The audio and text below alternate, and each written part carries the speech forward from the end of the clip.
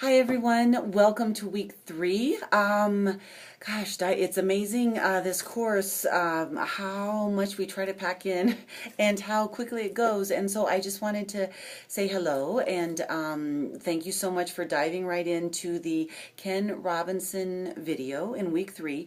And the discussion thread initially was not open, and so people couldn't post. Thank you so much for letting me know about that. So it's now open, so you should be able to dive right in. So I wanted to let you know about that. And there were some questions about the upcoming PowerPoint. That I wanted to try to clarify. So the PowerPoint is on any readings up until this time. Please not all of them, because there's no way. I mean, there's just way too much. So choose something, some aspects of those readings that you found particularly insightful or particularly interesting or particularly, puzzling, whatever it is. But in the PowerPoint, so you're going to try to, not try, I know you'll do it wonderfully, convey your understandings that you took away from the reading. And please do not do just bullet points, because I did the readings too, and so not a summary, but more a conveying of your understanding of it, how it is might influence you as an instructor, as a teacher. Questions, please do use images that you feel will help best convey what you're trying to get across, and choose something that you're just, that really struck you about those ideas. I would say a minimum of 10 slides. It does not need to go, it doesn't have to be a ton more, because really the whole idea is to try to convey those understandings concisely, their essence, and I would say just have fun with it. So I wanted to make sure and talk about that. I also wanted to talk about, there were some questions about the observations and the interviews. Please do let's see, I've had lots of questions. Essentially, it's about an hour each. So it's going to be an hour for each interview, so there's 2 hours. An hour for each observation, so there's 2 more hours. One of those interviews and observations is going to overlap, so you can interview the same person you observe, and you have an hour to play with. And on your observation log, you're going to go ahead and right there where it says 201A, so right now we're just doing 201A, you're going to go ahead and write in, the names of who you're interviewing or who you're observing, and then and have them sign it. Now, if it's over the phone, then you just sign it. That's great. Just talk about who I talked to my mom, who has 30 years in education. Whoever that person is, you can just go ahead and sign it. So I wanted to make sure and touch base on those 2 things. And a third thing. So each student in SFCC has a SFCC official email, and that is the email where you will receive everything from SFCC, everything official. It is traditionally your first name dot your last name at email, let me write it down for you, email.sfc.edu. So it's going to be, I'm going to write it right now, first name, period, last name, at email.sfcc.edu.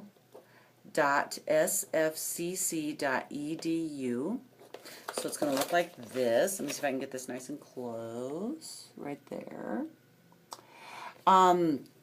And it is a requirement of our program and of the college that you use this SFCC email, because it's how the college can try to make sure that they have everybody's current email. You log in through Jack.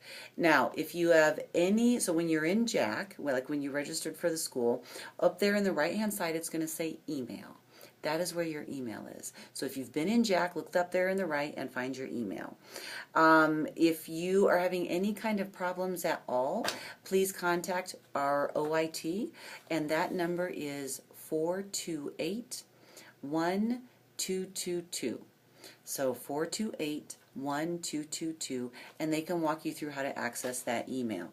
So I am going to ask, and I'll write this also in the email, but it is required. Please write me at my SFCC email, dawn.wink@sfcc.edu, from your SFCC email, so I can make sure everybody's connected.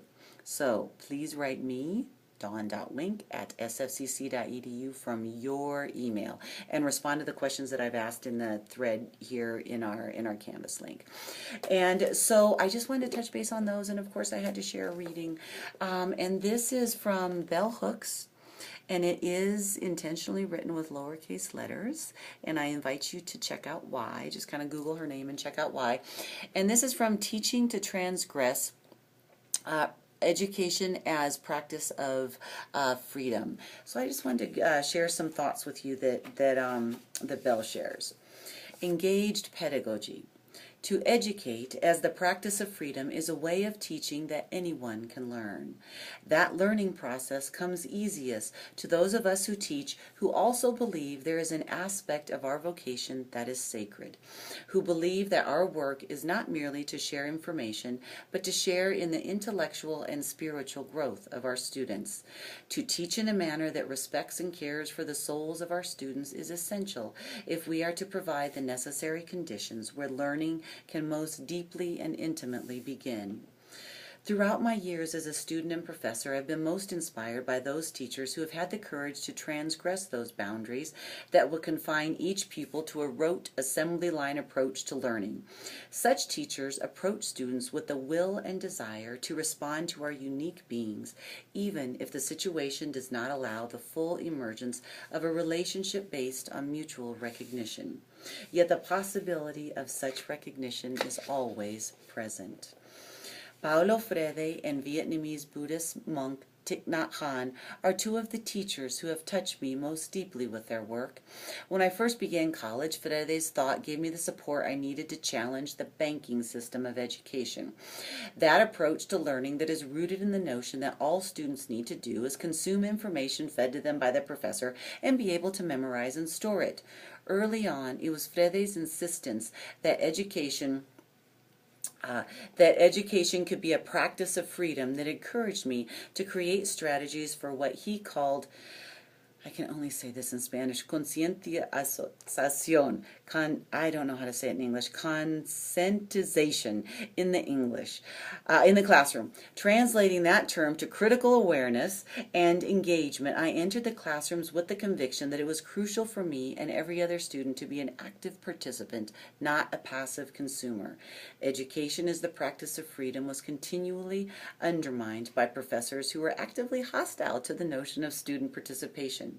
Freire's work affirmed that education can only be liberatory when everyone claims knowledge as a field in which we all labor.